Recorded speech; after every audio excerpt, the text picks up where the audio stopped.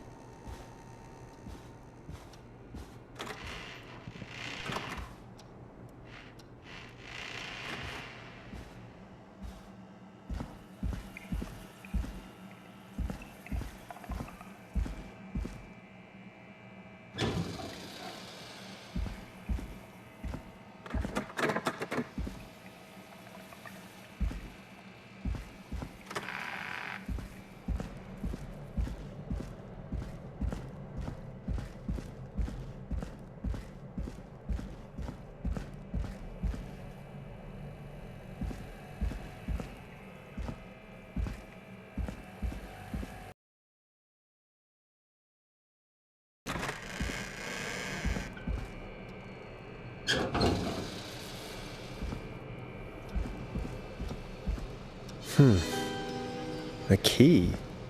Was this always here? I must have missed it when I brought everything upstairs.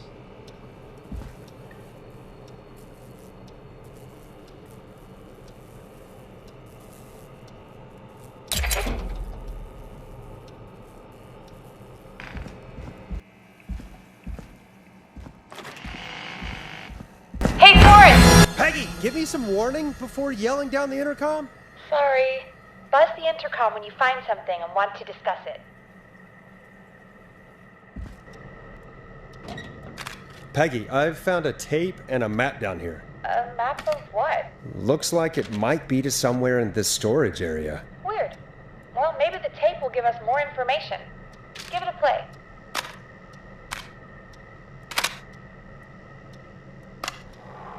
George Barrow, 1968.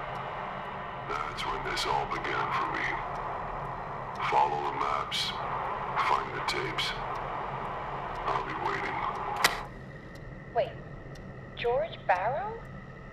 We all heard that he drowned after a night out drinking. Was it actually Clive? Has Clive really been the whistling man for that long? He says I need to follow the maps and find the tapes. I guess that's what this map is about. I think we need to see what else is hidden down here. Be careful, Forrest. Keep looking. Buzz the intercom when you found something.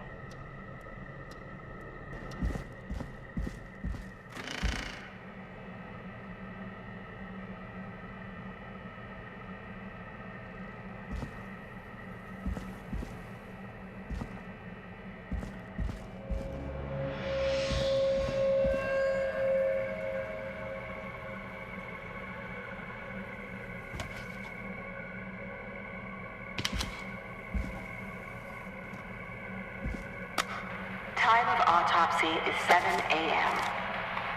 Cause of death is asphyxiation from drowning. The degree of rigor mortis indicates that the subject has been deceased for 5 hours. That puts the time of death...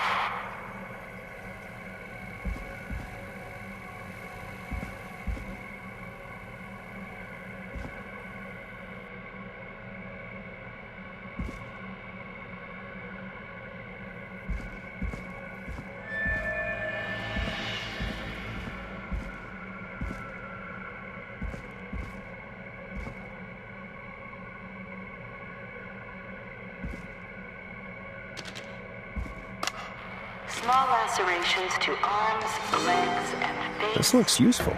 Typically obtained by running through foliage. Severe blistering to the feet. As though the deceased had been running without stopping.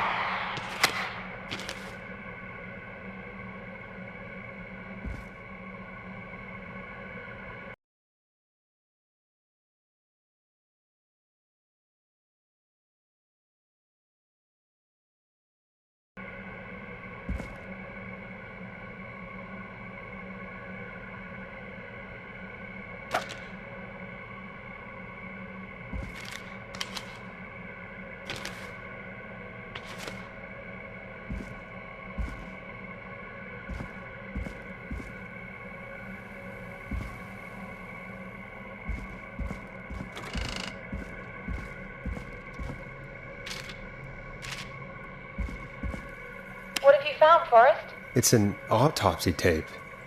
Doesn't say for who, but I think it must be for George. Poor George. He was so young. Something's bugging me, Peggy. What do you mean? I swear I recognize the voice of the woman talking on the tape. I just can't place it. Seriously? Do you think you've met her before? I don't know. I mean, I just got here recently. I don't know. Found another tape. It talks more about how George died. What did it say? It sounds like he was running for his life. Sprinting through trees and bushes, getting cut up all over. What would drive someone to do that? I'm not sure yet.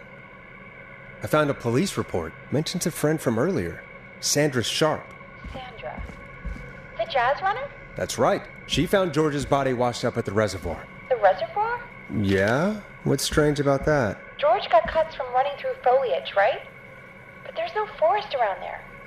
Also, how did it wash up at the reservoir? What do you mean? Reservoirs don't have tides. But that's what the police report said. It's not possible, though. I did a school project on reservoirs and got an A. But, yeah, not important right now. The important thing is that it doesn't make sense. What are you suggesting, then? That the body was originally found somewhere other than what the report suggests? That the sheriff tried to cover it up, but accidentally let something slip? Something like that. I think. Well, Sheriff Matthews wrote the report. If he hadn't been eviscerated, we could have asked him. True.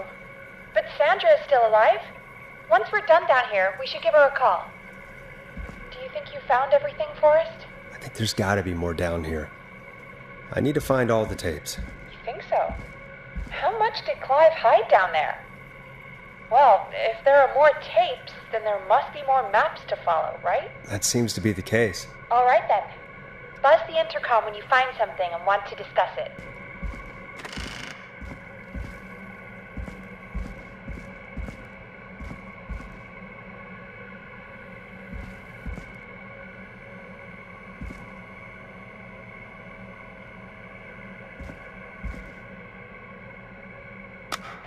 Preliminary toxicology results shows no signs of inebriation. However, a high amount of cortisol was found, indicating elevated levels of stress in the immediate moments before death.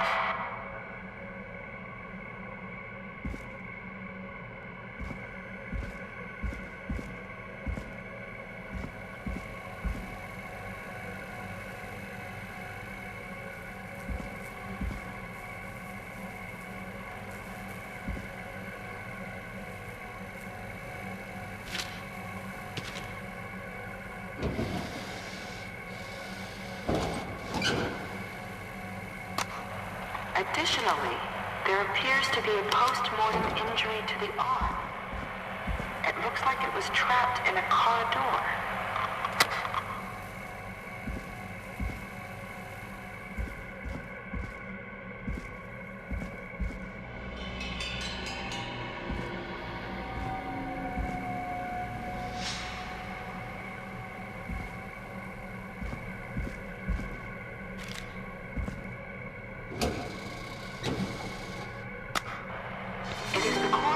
Now this has to be important. Likely feared for his life and was chased, resulting in a fall from a height into a body of water where he hit his head, was knocked out and drowned. Following that, he was moved. Dr. Sullivan, we need to have a talk. That recording. Shut it off.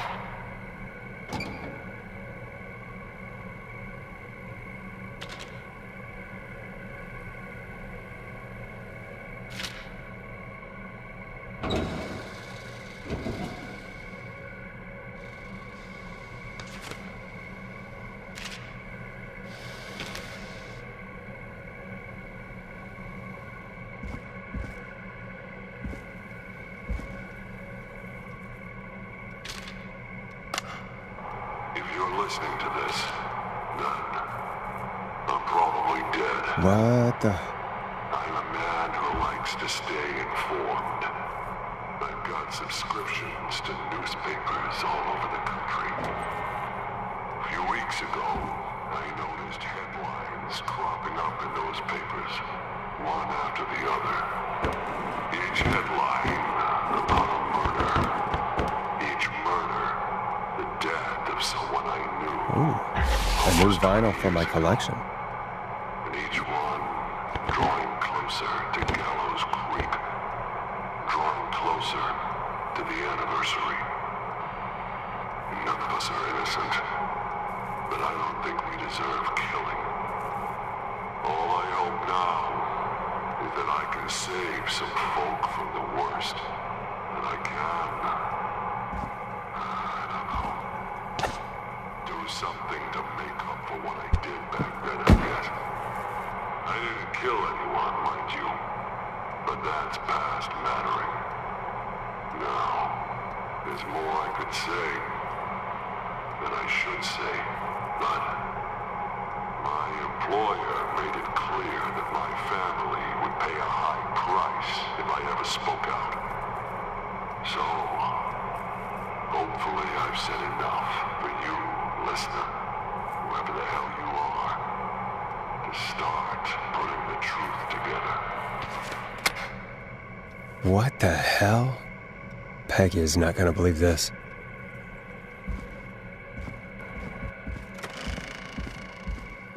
What have you found, Forrest? There's also a tape about a toxicology report. There were no signs of drinking or that he was on anything. What? But everyone said he went swimming drunk and drowned. It was in the newspaper and everything. I found a written autopsy report. What does it say? According to that, it's just like you said at the start. George drowned after getting drunk. Said he liked to fight, too. But that contradicts the tape. I know.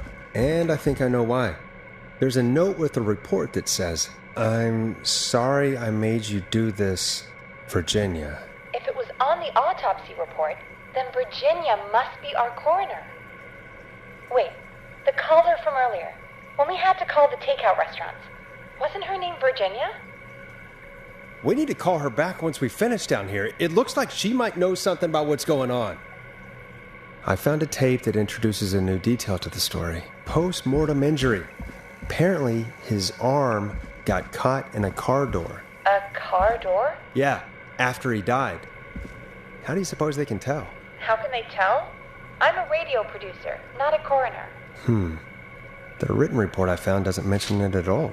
How did his arm get trapped in a car door after he died? Unless he got it when the police collected his body, I guess someone else must have moved him after he was dead to where he was eventually found. But the report, what is going on here?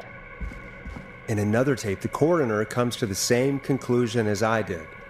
George was running from something. Maybe an animal? Maybe, but then there's this next bit where the coroner thinks he was moved post-death. So she agrees with us. At the end of the tape, someone burst in and demanded Virginia stop recording. I think it was Clive. This is starting to make sense now. This is a conspiracy to cover up what happened to George. I think I found Clive's last recording. I think Clive might be gone. Gone? I found a confession. Not for any killings, but for playing a part in covering up George's death. He left this behind in case he died. He hoped someone would find it. him? Possibly. We've had a lot of callers tonight, but maybe not every victim made it to the phone, you know? We don't know how many there really are. Christ, Forrest, that's dark. I know, but Clive said he had read about other murders in other towns, and that the murders were all folks who knew about the incident. And the killings were getting closer to Gallows Creek. He said he wanted to do something good for once. The board in his office. He wasn't tracking people down to kill them. He was tracking them down to save them. Ugh, why didn't he just come out with all of this? He said his employer threatened his family if he spoke out about any of it. His employer? The one who orchestrated the cover-up? Oh, Clive. I'm sorry for thinking you'd killed all those people.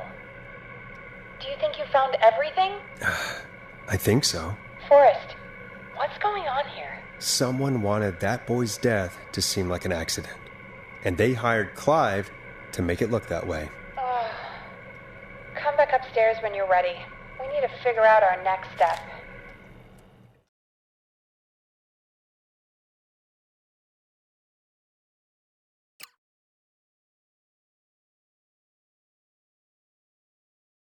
God, you're back, Forrest.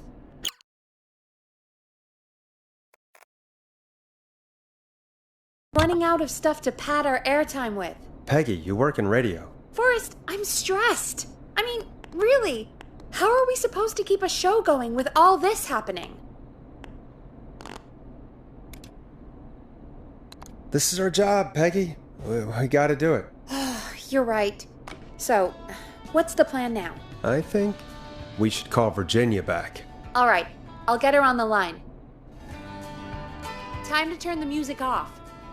Hello again, Gallows Creek. This is Forrest Nash. We're circling closer to the truth behind tonight's events. To this end, we're calling back one of our earlier callers, Virginia Sullivan.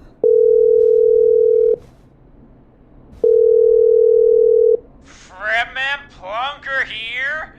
Who's this? Is it you? Goose?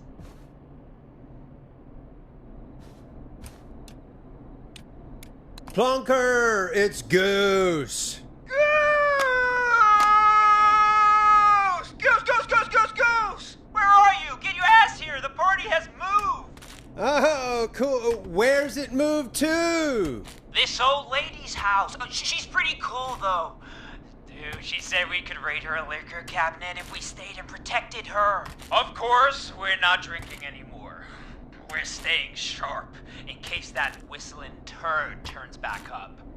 The old lady might need our help. Of course, man. Of course. Hey, could you put me on with the old lady? You know, should check if it's cool for me to drop by. Oh, there's that Goose respect we love. I'll grab her now. Hello? Is this Goose? Hey, Dr. Sullivan. Who is this? Hey, Virginia, it's Forrest. I'm glad you're still okay. Oh, Forrest. Sorry, I'm still jumpy.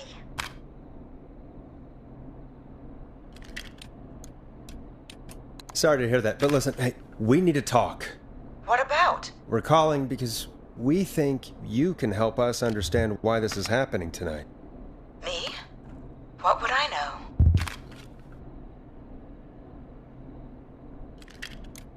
Does the name Clive mean anything to you? Clive? No, I don't know that name.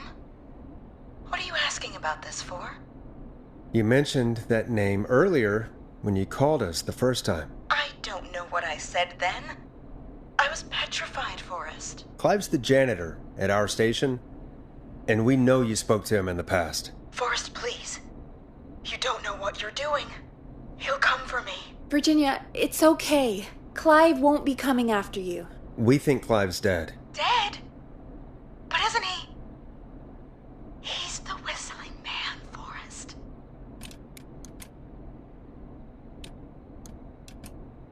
We thought so too, but... You don't understand. All those years ago, he... It's okay, Virginia. He's gone. We found evidence to suggest he... well... And we found your autopsy reports for George Barrow. How? I saw him destroy them. Well, he didn't. I don't know if he kept them or made copies or what, but we found them. And we know it's related to what's happening tonight, which is why we called you. Why did you write a false report? All right. One day, I came into work to find a boy on my slab. And as I finished the autopsy, this man, Clive, he just burst in. And he started making demands to give over the reports, to falsify what I found. Of course I said no, but, well, when someone wants to make you do something, they can use the carrot or the stick. For me, he used both. You see, my sister is sick. She has a chronic condition that's never going away. It's expensive to treat, and it was getting to where I couldn't afford it. And Clive promised me that his employer would pay for my sister's treatment if I did what he said, and that if I ever spoke about this, he'd beat me to within an inch of my life. I don't know why he had me do it, but my sister needed me. You have to understand. She needed me. We understand.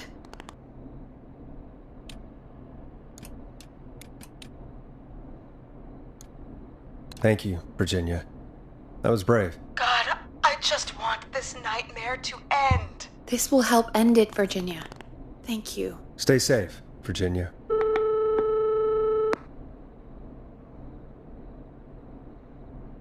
So, Virginia's tied up in all of this. Clive threatened her to keep quiet about George's death. But for who? Why cover up these details? Well, we know Sandra was involved in George's death. Do you want to call her? I do. All right, but before we go asking questions, I think we should know what we want to ask. Is that fair? Yeah, we need to ask her about finding the body. She was the one who discovered it, but something just doesn't add up. 100%. She knows more than she's saying. I wonder what she's hiding. We'll hopefully find out soon. Anyway, just be careful when you're talking to her. Don't push too hard.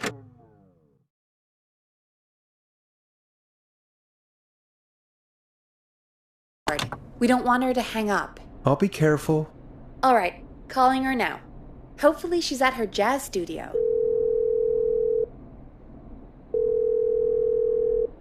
Aha!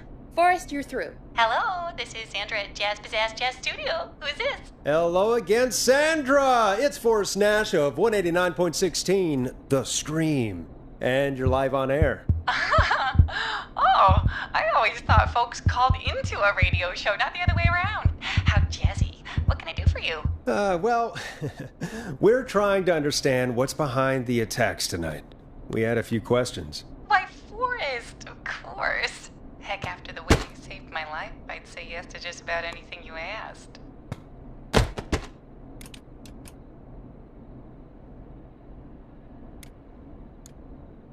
Really? Well, that sounds nice. I might just call you back tomorrow then, too. Well, you got my number. But what about tonight? Is there anything you want to talk about right now? Remember why we called, Forrest. Of course. Do you know why the Whistling Man might have targeted you? Ha! As far as I can tell, he was just a knife-wielding psycho with superhuman cardio. He'd have chased after anybody. Right. Well, we think he might be chasing specific people.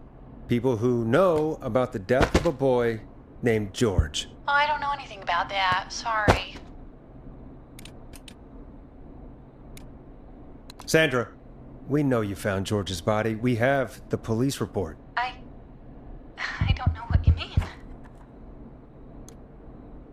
It's okay, Sandra. We know. You do? You know about? Yes. Of course. This studio is my life. After I found the body in the river, I couldn't lose my studio. Do you understand? Sure. I understand. just kept going up. He said he'd stop if I just needed to keep quiet. And everything would be okay. Sandra? Who was he? He said if I told everyone I found the kid in the reservoir instead of the river,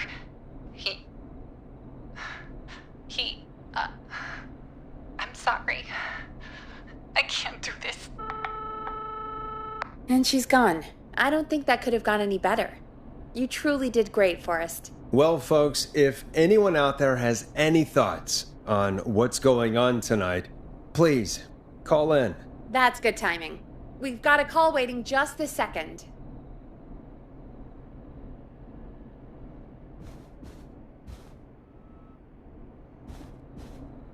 Welcome to 189.16 The Scream, with me, your host, Forrest Nash.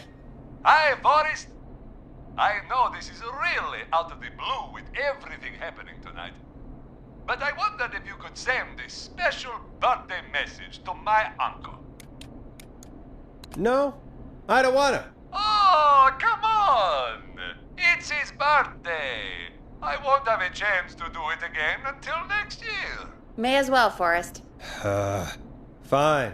What's his name? Thank you, Forrest. He's my Uncle Ronnie.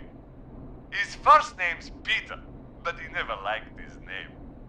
But since he always had salt and pepper hair, even as a kid, can you believe it? Folks always called him Pepper.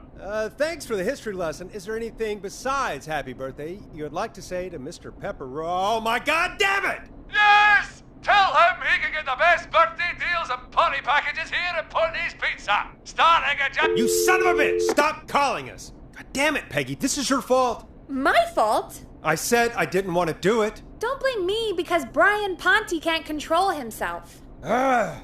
Don't worry. We've already got another caller on the line. Just pick it up, okay?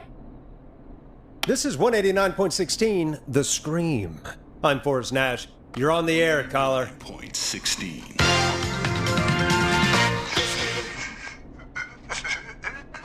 Caller.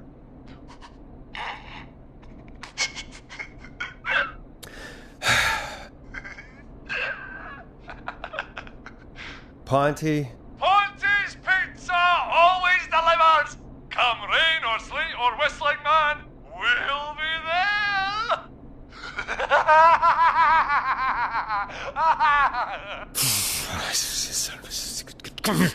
Forrest? Forrest? Are you okay? Forrest? I hope the whistling man gets him with his own pizza slicer. Jesus, Forrest? Sorry. That was too much. It's okay. It's been a high-stress night. Don't worry about him anymore, okay? Not for tonight, anyway. I think he's spent for now. We've got another call, whenever you're ready. Folks, don't spend your money at Ponte's Pizza. That's all I'm gonna say about that. Moving along, I'd like to welcome another caller to 189.16 The Scream. With me, Forrest Nash. Who, may I say, is calling? Well, hello again, Forrest. Dawn, we played your song, Long Ride Home. Did you hear it? Can you tell us? Never mind that now. First, I'm calling because I need your help. Dawn, we had a deal. Kept my end. Who is the next target? Oh, it's too late for that now. I'll be the judge of that. Oh, fine. Chuck Brody was the next target, but that ship sailed. Chuck, if you just told me, then...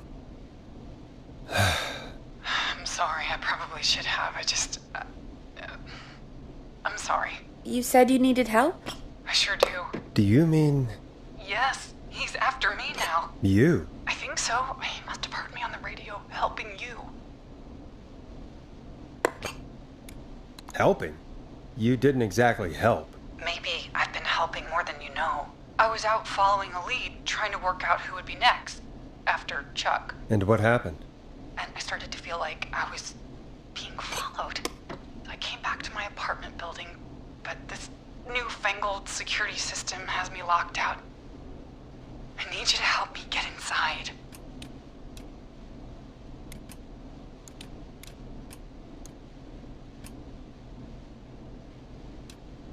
Can a neighbor let you in? I only moved in last week. I don't know anybody yet. There's not even a buzzer here, only the keypad for the entry code. I need that code to get inside. Which apartment block do you live in? Maybe one of our listeners lives there too. It's the New Woodside apartment town hall in Trailer Park. I doubt any of your listeners live there. I don't have many neighbors. Sounds like a prime piece of real estate. Sound really carries at night. Shit.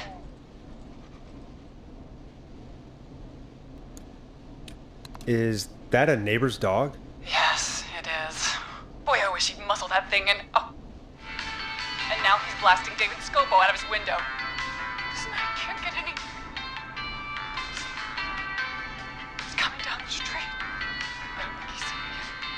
Forrest, please. I need the code for that security system, or I'm gonna die.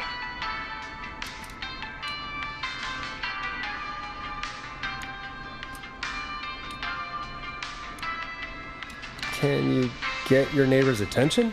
That the whistling man will see me, Forrest. I can't do that. What's the name of the security system? There's a sticker on the box. It says Starling Security 4000. There's a keypad, and it looks like it wants a 6-digit number.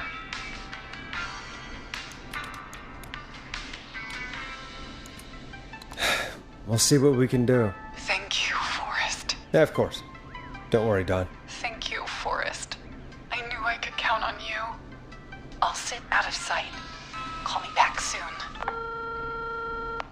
All right, folks. Here's a little tune for you all to enjoy while I try to break Dawn into her apartment.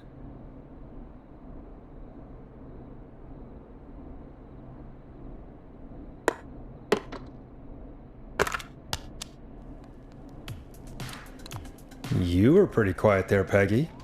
Forrest, was it just me, or was there something... Yeah, it wasn't just you. Something was weird about that. Yeah, well, tell you what. We have a Starling 4000, or whatever, here at KFAM. Clive bought one for the station. Maybe we can find something to help. Well, I'm not sure who, but to help someone.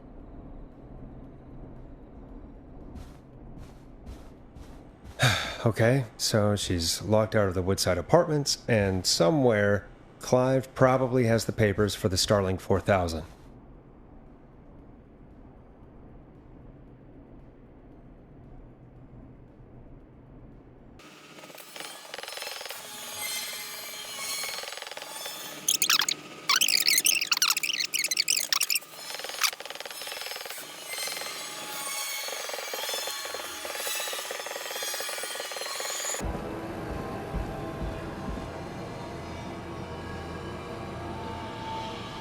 Order delivery form. Starling must have left this by accident. This system's not even installed at Woodside.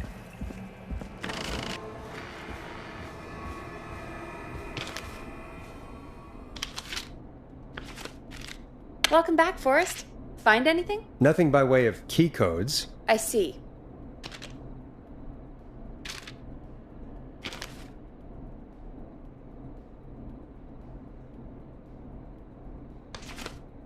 I'll go back and look again. Don't be too long.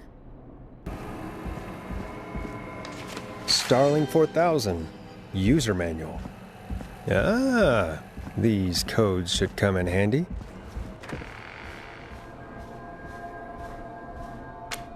Welcome back, Forrest. Find anything? The Starling 4000 security manual. It's got a bunch of codes. Good. And did you find anything else? I saw a list of everyone else who bought the Starling 4000.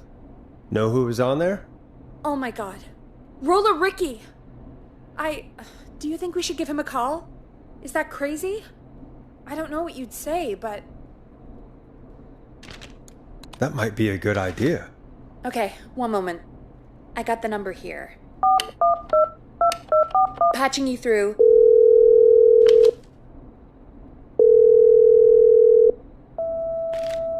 Shit. He probably can't hear it over the music. Forrest, I don't know about this. This is super weird. Just put me through to Don. I'll take care of this one way or another. Okay, if you say so. Line 1, whenever you're ready.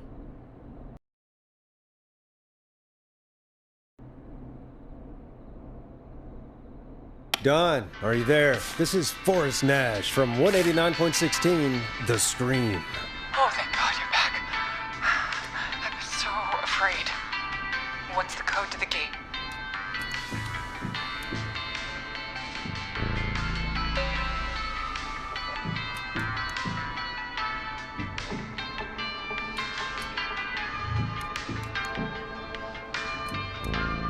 The code is 191519. Thank you, Forrest.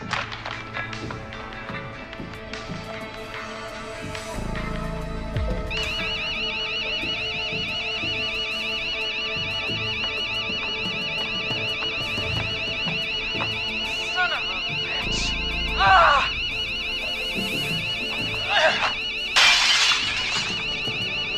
Is she?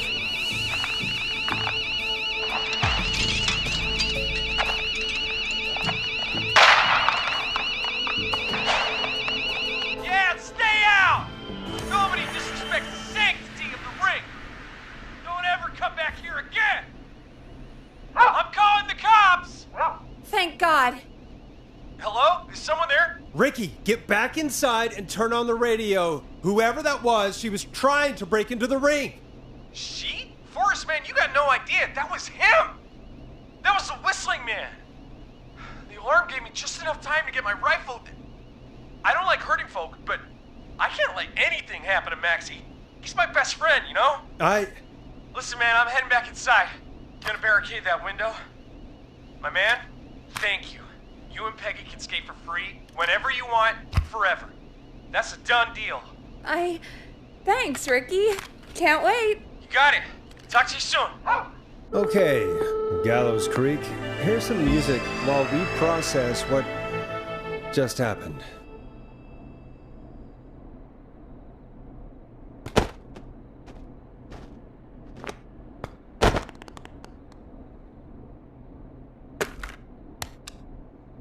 So, the whistling man is a woman?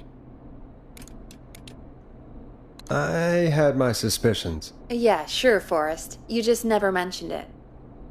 She called up. You spoke to her multiple times.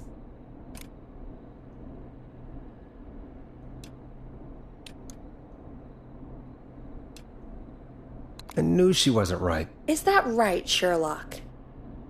Why do you think she requested that song?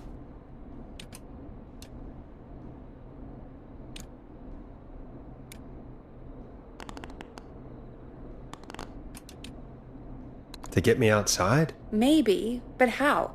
She didn't know the song was outside to start with. That's right. She never actually attacked me out there. So? What now? I guess I should make an announcement. We do have new info. Okay, kill the music and you can make the announcement. And that is going to be the end of the episode, everybody. Thank you, everybody, so much for watching. I, again, am sorry for the lack of commentary. I Okay, promise Forrest, it will not shut the happen music in the off. next video. And if you like this video, please like and subscribe. And I will see you all next time. Bye-bye!